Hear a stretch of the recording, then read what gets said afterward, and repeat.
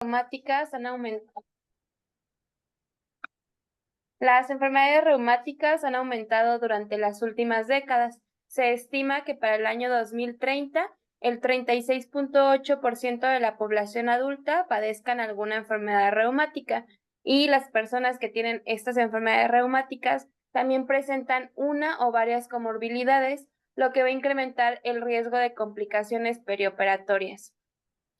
Los factores que debemos considerar son las comorbilidades que presenta el paciente, si tiene o no osteoporosis, porque esto va a incrementar el riesgo de fracturas relacionadas con la posición, disminuye la estabilidad de la osteosíntesis y otros factores externos como el tabaquismo, el consumo de alcohol y la desnutrición, que por sí solas también van a incrementar el riesgo de complicaciones. También es importante que consideremos que los pacientes que tienen una alta actividad de la enfermedad autoinmune se les tiene que diferir la cirugía, es decir, no debemos realizar una cirugía hasta que se haya logrado la estabilización de la enfermedad autoinmune.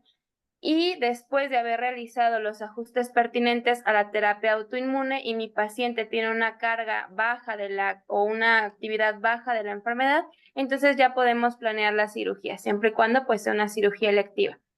Las cirugías urgentes se deben realizar de inmediato, independientemente de la terapia autoinmune y del estado de la enfermedad. Hay que considerar que si la terapia se interrumpe perioperatoriamente, se deberá reiniciar lo antes posible. Esto para evitar la recaída de la enfermedad, siempre y cuando no haya signos de infección y cuando las condiciones de la herida sean las adecuadas. La pregunta entonces con estos pacientes es si debemos continuar o si debemos suspender la terapia antirreumática. Esto va a depender de la interacción farmacológica, el metabolismo de los fármacos, la alteración de la cicatrización, asumiendo siempre el riesgo de recaídas y también asumiendo el riesgo que presenta el paciente de alguna infección. Entonces, va a ser como una balanza. El riesgo que tiene mi paciente de continuar con el tratamiento, pero también tiene el riesgo si yo le quito la terapia farmacológica. Y siempre se tiene que individualizar a los factores demográficos y a las comorbilidades que presenta mi paciente, pero no solo eso, sino también a que si depende del hospital en el que yo esté, e incluso nos habla la literatura de que tenemos que tener en cuenta la expertise que tienen los cirujanos en las cirugías específicas. Hablando propiamente de la infección, la susceptibilidad a la infección va a estar determinada por la terapia inmunosupresora, la enfermedad autoinmune y algunas otras enfermedades asociadas. Este es un artículo que incluye más de 1,600 pacientes que tienen un tratamiento estable durante al menos 6 meses. Se llega a la conclusión de que cada 0.6 unidades en la puntuación de DAS-28 correspondió a un incremento del 4% en la tasa de infecciones ambulatorias y un incremento del 25% en las tasas de infecciones que requirieron hospitalización. Entonces, si se fijan, es un número bastante importante. Ahora, ¿qué van a pasar con todas las intervenciones quirúrgicas? Las cirugías ortopédicas mayores, es decir, las artroplastías totales, van a ser los procedimientos más utilizados entre los pacientes que tienen enfermedades reumatológicas, especialmente artritis, espondilitis y lupus. Este es un artículo del año 2014 que nos incluye 1,602 procedimientos quirúrgicos ortopédicos en 770 pacientes con 25 años de seguimiento, una incidencia acumulada a 25 años que valoró las intervenciones mayores que se presentaron en 21.7% de los pacientes, intervenciones intermedias en 21.5% y hay una disminución en la incidencia acumulada de 10 años de cirugías intermedias a lo largo del tiempo con una P estadísticamente significativa, pero no disminuyó la incidencia de cirugía mayor o cirugía menor. Y este cambio coincidió justo con el agregar tratamiento combinado con fármacos y agentes biológicos. Las recomendaciones preoperatorias, todas están basadas en esta guía que es reciente del año 2022. Si se fijan ustedes, es básicamente de la Asociación Americana de Reumatología, pero está enfocada en procedimientos ortopédicos. Los principios que rodean estas recomendaciones podemos extrapolarlas a cualquier procedimiento quirúrgico, siempre teniendo en cuenta que toda la evidencia y el consenso utilizado para esta guía, que es del 2022, está basado principalmente en literatura ortopédica. Respecto a las artroplastías totales de rodilla o de cadera que sean electivas, hay que continuar con la dosis habitual de los siguientes fármacos antirreumáticos durante la cirugía. Es decir, podemos continuar con metotrexato, leflunomida, hidroxicloroquina, sulfasalazina y apremilast. Esta recomendación está basada en este artículo que es del año 2020, es una revisión sistemática de la literatura que no encontró ninguna relación entre los medicamentos anteriormente descritos y el riesgo de infecciones posoperatorias, aunque el número de casos y eventos incluidos fue bajo. Hay que suspender todos los productos biológicos, incluido rituximab, antes de la cirugía y planificar la cirugía después de la siguiente dosis. Esta recomendación no va a incluir a los pacientes que tienen lupus. Entonces, respecto a los fármacos y a los biológicos, como les decía, el metotrexate se puede continuar en la mayoría de los casos. Tenemos que plantear la retirada 1 o 2 semanas previos, pero solo en casos especiales, como serían aquellos pacientes adultos mayores que aparte tienen fragilidad, pacientes que tienen antecedentes de complicaciones infecciosas, problemas de cicatrización, citopenias, enfermedad renal crónica o enfermedad hepática. La sulfasalazina es la misma recomendación, no nos incrementa el riesgo de infección, se suspende el día antes de la cirugía y se reinicia inmediatamente después de la intervención quirúrgica. Pasa lo mismo con la cloroquina y la hidroxicloroquina. Teniendo en cuenta que estos medicamentos van a provocar una prolongación del intervalo QT que va a ser dosis dependiente y que además se relaciona con la interrupción perioperatoria a corto plazo. Afortunadamente tenemos esta escala que es de Tisdale que nos valora el riesgo de prolongación del QT. Aquí les dejo el código QR para que ustedes lo puedan tener en su teléfono, igual está en MedCalc. Con la leflunomida hay varias vertientes. Hay literatura que nos dice, ¿sabes qué? Tienes que mantenerlo. Hay unos que nos dicen, no, se tienen que retirar un mes antes y hay otros autores que nos dicen, es que lo que tenemos que hacer es un lavado del fármaco. Entonces, ¿cuál es la acción correcta? Básicamente hay un consenso general que nos dice que se tiene que retirar 1 o 2 días antes del procedimiento y que lo tenemos que reiniciar cuando el paciente ya tolere la vía oral y pues esté un poco más estable. Otros fármacos como la satioprina, micofenolacto, ciclosporina y el tacrolimus sí están asociados al riesgo de infección y el consenso general de igual forma es que los suspendamos de 1 a 2 días antes del procedimiento y que lo reintroduzcamos una vez que el paciente haya restablecido la vía oral.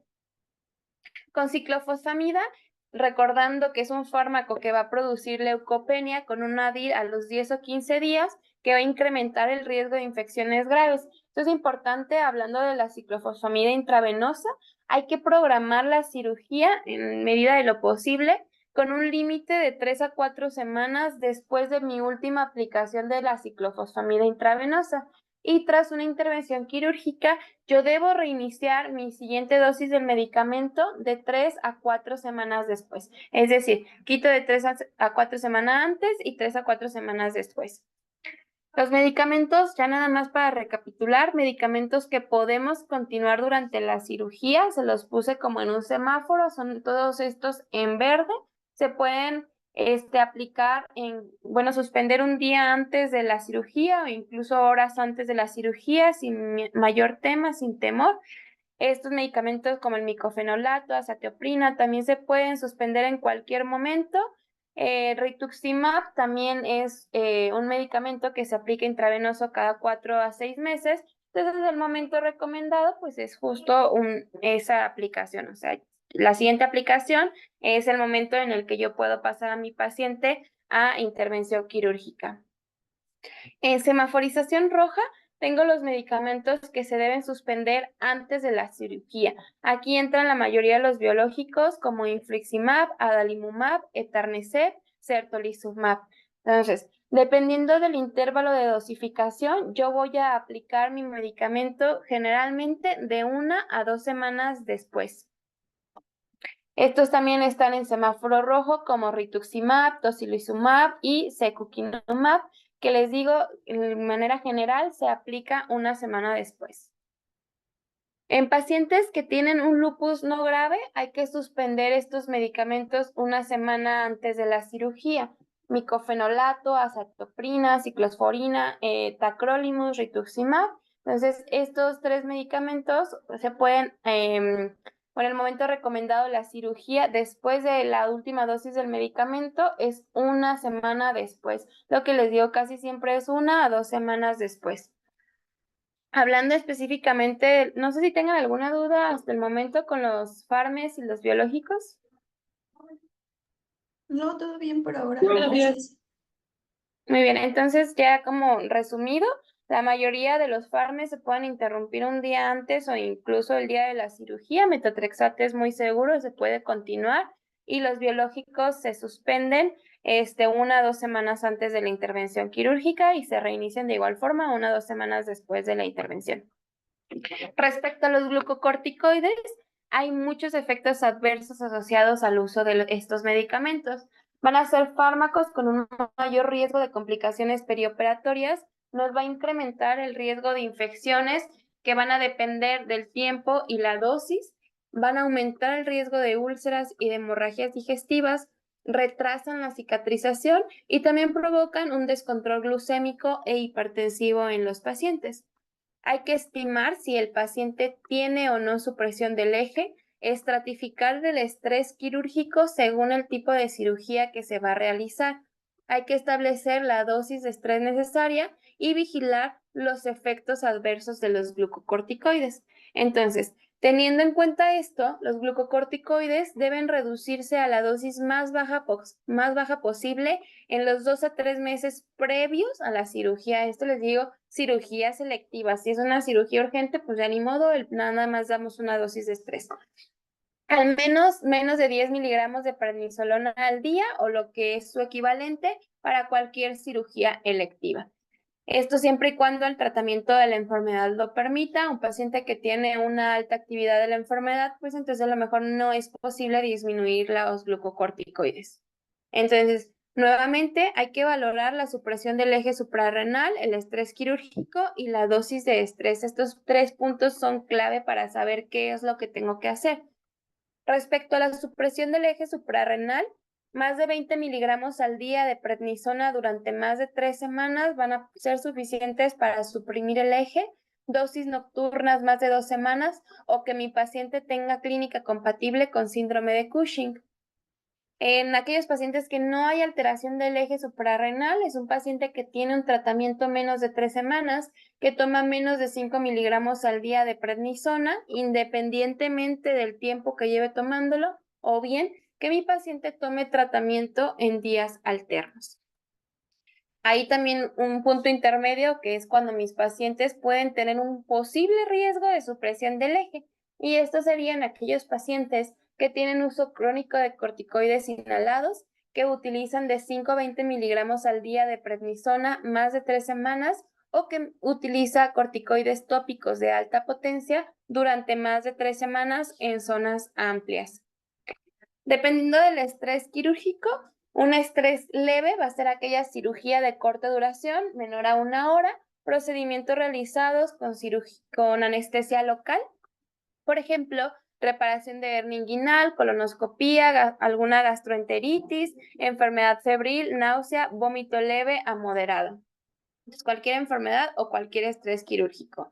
En moderado serían técnicas quirúrgicas que requieran anestesia regional o general, que casi siempre van a ser procedimientos abiertos, como colecistectomía abierta, hemicolectomía, enfermedades ya graves como una enfermedad febril significativa, neumonías o gastroenteritis. Y un estrés grave es aquella cirugía compleja o de larga duración o bien enfermedades graves. Aquí entra la cirugía cardiotorácica, el procedimiento de Whipple, resección hepática, pancreatitis, choque séptico o bien hipotensión inducida por sepsis. Teniendo en cuenta estos tres factores anteriores, hay que considerar el riesgo de supresión y de igual forma se va a semaforizar bajo riesgo, moderado riesgo o alto riesgo. Y estos a su vez los vamos a tener que clasificar si hay un bajo riesgo quirúrgico, moderado o alto riesgo. Cuando yo tengo un riesgo de supresión del eje, pero es bajo, les digo, tengo que ver qué tan riesgoso es mi estrés quirúrgico.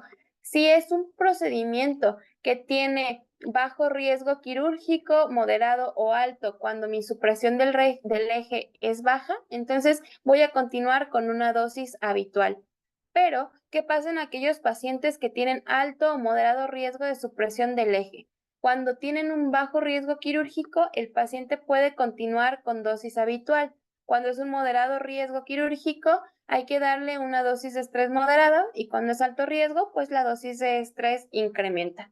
Entonces, en un paciente que tiene un riesgo quirúrgico moderado, vamos a dar hidrocortisona intravenosa, 50 miligramos en la inducción y posteriormente 25 miligramos cada 8 horas durante 24 a 48 horas. Después de pasado este tiempo, mi paciente puede continuar con su dosis habitual. Y en aquellos pacientes que tienen un riesgo quirúrgico elevado, voy a dar de igual forma hidrocortisona intravenosa, solo que aquí en la inducción tengo que dar 100 miligramos pues antes de la cirugía, 50 miligramos cada 8 horas durante 24 horas y posterior voy a dar 25 miligramos cada 8 horas durante 24 a 48 horas. Pasado este tiempo, mi paciente continúa con la dosis habitual. ¿Tienen alguna duda con los glucocorticoides y con las dosis de estrés? No, todo bien. Bueno, entonces continuando con los AINES, los vamos a dividir dependiendo del grupo terapéutico. Entonces, cuando mi paciente utiliza algún inhibidor de la COX-2 como el celecoxib, etorocoxib, meloxicam, la recomendación del consenso es que se interrumpa. Entonces, a pesar de que tiene un reducido o nulo efecto sobre la agregación plaquetaria, los consensos nos dicen que podemos, o sea, que lo ideal sería que lo suspendamos, idealmente 2 a 3 días antes de la intervención quirúrgica. Medicamentos opioides como el tramadol, fentanilo, buprenorfina, la recomendación es que lo continuemos porque pueden hacer un síndrome de abstinencia si yo lo suspendo y pues si yo lo mantengo hay un posible riesgo de sobredosificación junto con la anestesia quirúrgica, sin embargo, pues es un riesgo bajo. Entonces, previo a la cirugía, no hay indicación para suspender tratamiento con opioides. Respecto al tratamiento con herbolaria, este está bien padre porque nos habla como de todos los medicamentos, todos los remedios naturales que puede estar tomando el paciente. El consenso general con todos los tipos de herbolaria es que se suspendan de 2 a 3 semanas antes de la intervención quirúrgica. Entonces, por ejemplo, aquí nos incluye el ginkgo biloba, que creo que es un medicamento que se utiliza mucho en la práctica cotidiana. Entonces nos dice que al menos podemos suspenderlo 36 horas antes de la intervención, pero les digo, consenso general, 2 a 3 semanas. Entonces aquí vienen cosas como jengibre, el té verde, vitamina E, uña de gato, manzanilla, que incluso la manzanilla que pensamos que es pues uno de los remedios naturales que son más inocuos, pues también los consensos de reumatología nos dicen que no, que sí tenemos que suspenderlo. Respecto a enfermedades específicas, ya casi para terminar, cuando mi paciente tiene gota crónica y utiliza agentes antigotosos como la colchicina, allopurinol o probenecid, la recomendación es que se interrumpa, siempre teniendo en cuenta que existe el riesgo de que mi paciente pueda presentar una crisis gotosa. Se va a suspender o se va a administrar, perdón, hasta la noche previa a la intervención quirúrgica y el día de la cirugía no se tiene que administrar. Vamos a reiniciarla cuando mi paciente ya esté tolerando la vía oral o esté disponible. ¿Qué pasa con la osteoporosis? Y específicamente con el grupo de bifosfonatos, la recomendación es que se interrumpa. En realidad no hay evidencia de que la suspensión durante un corto periodo de tiempo afecte la eficacia del tratamiento en la prevención de fracturas osteoporóticas. Y pues su administración va a requerir que mantengamos al paciente erguido de 30 minutos, que son las recomendaciones generales que ya sabemos. Previo a la cirugía se puede mantener el tratamiento dado que el riesgo es bajo. Sin embargo, les digo, el consenso casi siempre nos dice que lo suspendamos. El día de la cirugía no tenemos que administrarlo porque produce riesgo de esofagitis y posterior a la cirugía puedo reiniciar el tratamiento en cuanto mi vía oral esté, pues permitida, ¿no? Que mi paciente tolere la vía oral. Y eso sería todo de enfermedad reumática. No sé si quieran, comentar algo.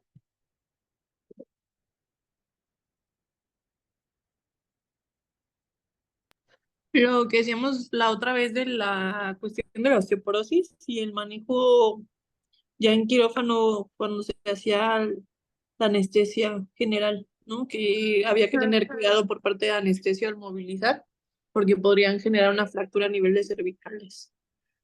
Sí, de hecho, la mayoría de los artículos que nos hablan justo de la BPO en reuma nos tienen como un apartado especial de las consideraciones anestésicas y sí hablan de la importancia justo de lo que nos dice Sana. Entonces, como del posicionamiento del paciente y creo que justo platicábamos contigo de que la doctora siempre se enojaba, ¿no? Por las lesiones que provocaban en los quirófanos con los pacientes.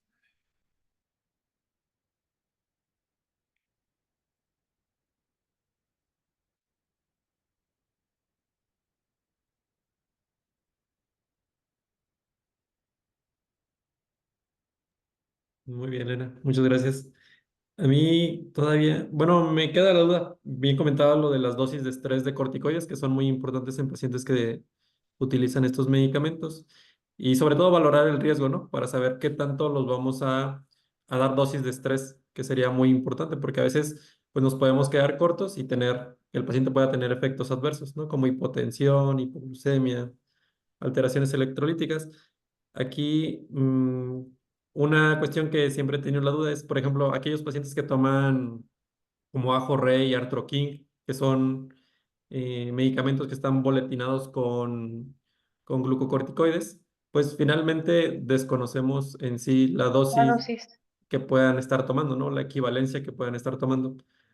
Yo creo que en Entonces, ese caso, pues tendríamos que tenerlo en cuenta como si la dosis de corticoide fuera alto y el riesgo de supresión del eje fuera alto. Entonces tendríamos que irnos a la dosis de estrés alto, que serían los 100 miligramos de... eh, de hidro. Ujú. Ok. Pero eso es lo que a mí, o sea, lo que a mí se me hace como lo lógico, porque en realidad no hay un consenso que nos diga, ah, y el ajo rey tiene, o estimamos que tenga tanto, ¿no? Entonces, suponiendo que no sabemos la dosis, a mí me parece correcto que nos vayamos pensando que tiene una gran cantidad y que el riesgo de supresión sea elevado, pero la verdad, pues eso es lo que a mí me suena lógico. No encontré, ni siquiera se me había ocurrido como buscarlo, pero no sé si en realidad sí haya algo escrito al respecto. Sí, me ha pasado como una o dos veces haciendo BPOs, Mm.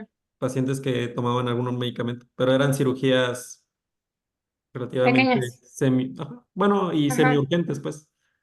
Ajá. Ujú, Entonces, pues en el interrogatorio ya salía esta cuestión de que tomaban algunos otros medicamentos, ¿no? Entonces, pues ahí en ujú. las recomendaciones, pues sí dejé dosis de estrés, ¿no? Pero pues así quería saber si había alguna otra recomendación. Sí, no hay.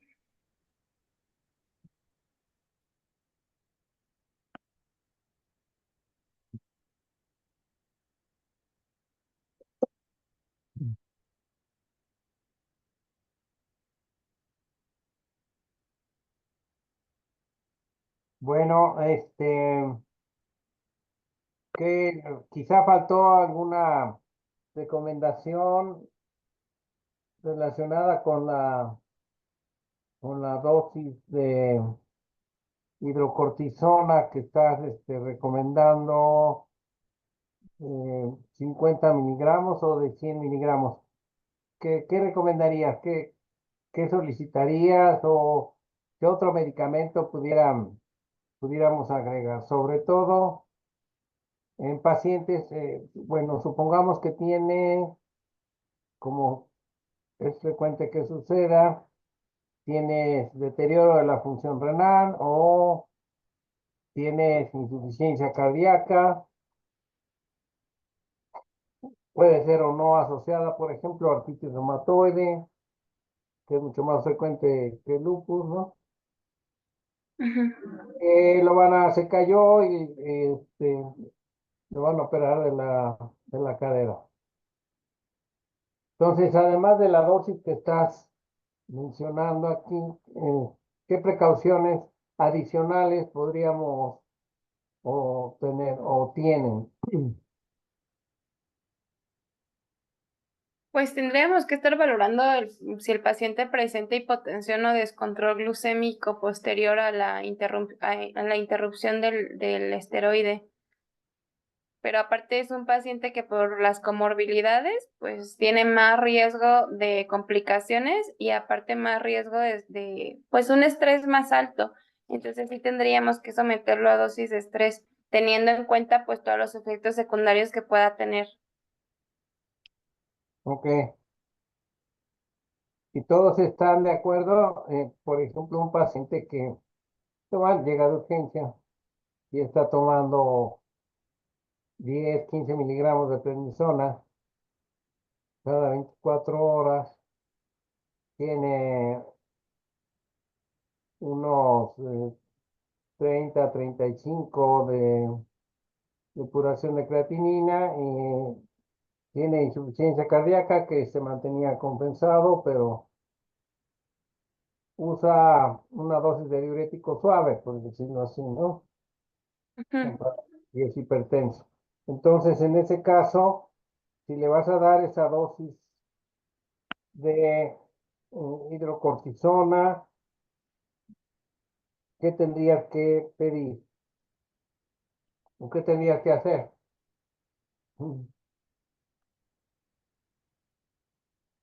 Pues no sé si tengamos que medir el cortisol. El cortisol, ¿te sirve tener el cortisol, eh, el matutino a las 8? Mm, O vamos a ver qué opinan los demás. ¿Ustedes pedirían cortisol matutino a las 8? Yo creo Ya que ves que hay varios, ¿no? Que se puede la pedir. parte que mencionó Lena de que nos guiáramos más por la clínica, que tuviera datos de insuficiencia suprarrenal, nos ayudaría más. Pero en dado caso, pues sí, solicitar el cortisol matutino y además ACTH, dependiendo de cómo veamos, pero no estoy segura. Ya. Aquí bueno, pensando en, además, supongamos que, pues, que es una fractura que no sangró tan, bueno, ya parezco ortopedista, que no sangran cuando se operan. Bueno, pero vamos a ver, es una fractura que no sangra tanto, no está tan hipotenso el paciente, aún así no tiene, me refiero, no tiene un descontrol hemodinámico importante. Ahora, aún así, ustedes le darían dosis de 50 a 100 miligramos,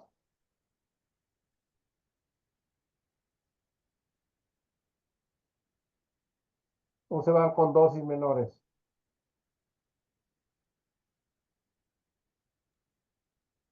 Pues es que yo creo que sí me quedaría con la misma dosis porque al final el estrés quirúrgico no depende de si a pesar de que sí depende de la cantidad de sangrado, pues el paciente se está sometiendo al estrés de la cirugía más el estrés de las comorbilidades que si están descompensadas incrementa. Entonces, no sé si una dosis o que podamos hacer más bien el equivalente del esteroide a la hidro. ¿Ok? Como tú pusiste ahí en la balanza, ¿no? ¿Qué Ujú. beneficios pudiera tener y qué efectos secundarios? En este caso, por ejemplo, ¿Tú le temes al descontrol posoperatorio de la insuficiencia cardíaca? Pues sí, sí podría presentarlo. ¿Y en qué puede, digamos, contribuir, por decirlo de alguna manera, la dosis de esteroide?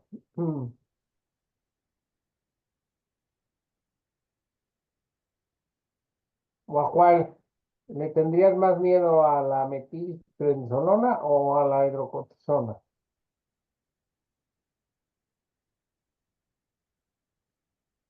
Pues es que Ya. al final utilizamos dosis equivalentes, ¿no? Podríamos utilizar cualquiera, pero en dosis equivalentes. Bueno, aquí fíjate, es importante ver la acción Mira, mineralocorticoide, lo ¿no? corticoide. Ujú. Por la retención de sodio, ¿no? Sí. Tendría que ir también vigilando muy bien las soluciones. Y claro está, en lo posible, el volumen intravascular, ¿no? Ujú. Eso sí, tendrías que tener, en ese caso, un cuidado especial con esos pacientes en cuanto a la monitorización hemodinámica, para que no se te vayan del otro lado, es decir, para que no se descompensen, sobre todo de la enfermedad cardiovascular, ¿no? Y en cuanto al riñón,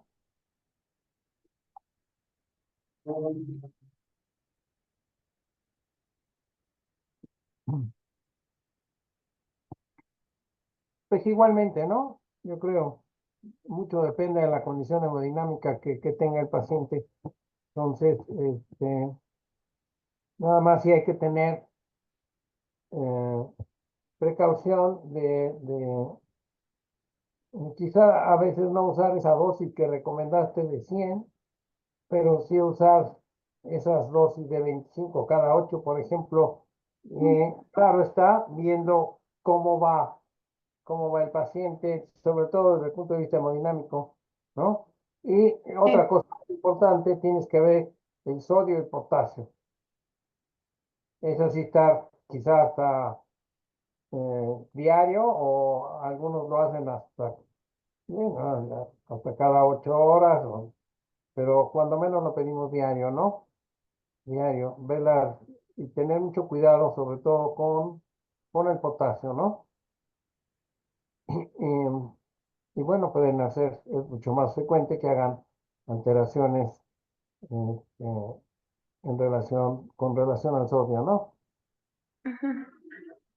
Bien, eso, la otra estuvo muy bien, pero hay unas diapositivas que pasas, que vas muy rápido. Ay, perdón. Estaba yo escribiendo algo y paz, 2 diapositivas más. Caray. Sí, tú siempre, a veces vas un poco rápido, ¿no? Pero Es la ansiedad, está grabado, no, la está ansiedad de grabado, Riley. no hay tanto, ¿no? Después la otra, déjame ver. Aquí está, la de, hablaste de suspender los biológicos, ¿no? Ujú. Eh, Hace poco tuvo una paciente con lupus, que le querían dar biológico, pero que estaba en lista de espera. No sé cómo estén allá los biológicos.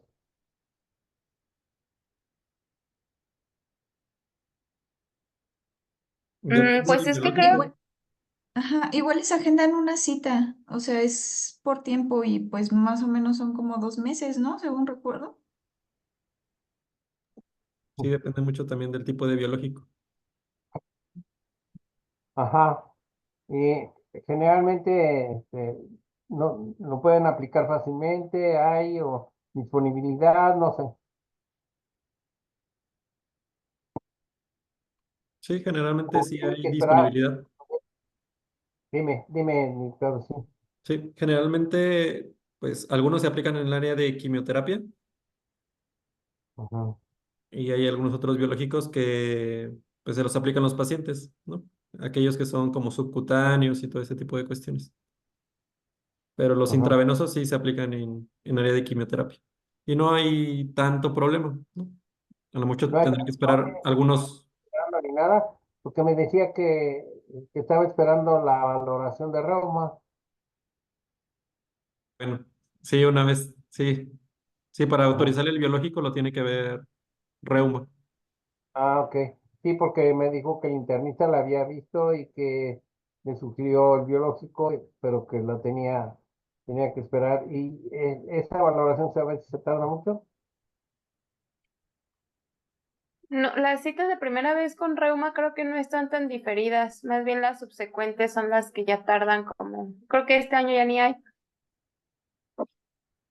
Y Ah, aparte como muchos pasan por torre de control, en lo que autorizan los medicamentos, pues ya ahí también se llevan un par de meses. ok. Bueno, en ese caso sí. Ok, bien, de acuerdo. ¿Qué otra cosa?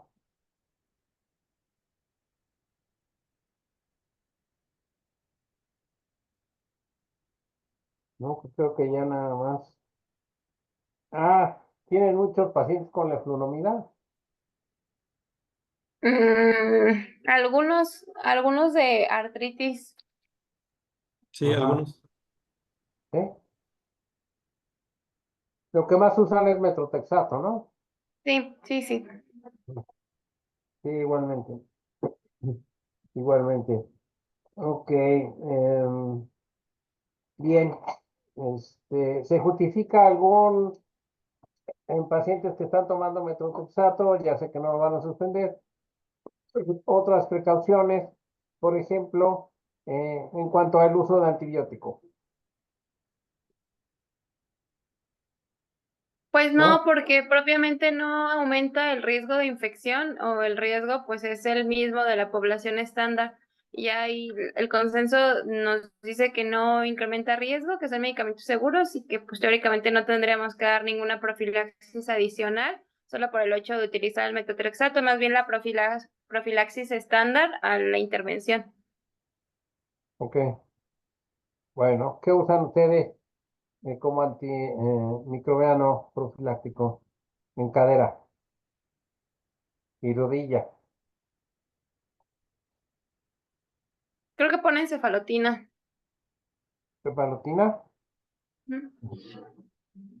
¿Usan ceftriaxona también? No, casi no, como dice Elena, el más común que usan es Falo- cefalotina. Aunque sí me ha tocado ver que después de la cirugía sí les ponen ceftrea. Casi siempre, no ortopédicas, pero cirugías como generales de coles y apéndices y cosas así. Los cirujanos sí son más de dejar ceftreas, pues después de la intervención. Bueno, ok, muy bien. ¿Algún otro comentario? No, muchas gracias. Ana Isabel Flores, como que le cambió la cara. Confirmo, confirmo. No, no sé qué pasó. Sí, Es que, es que entramos hace rato al Congreso y yo creo que Ana cambió el nombre del grupo. Bueno, del Zoom. Ok. a lo mejor. Ujú. ¿Cuál congreso tú? Bueno, hubo un curso de osteoporosis y fracturas de cadera, fracturas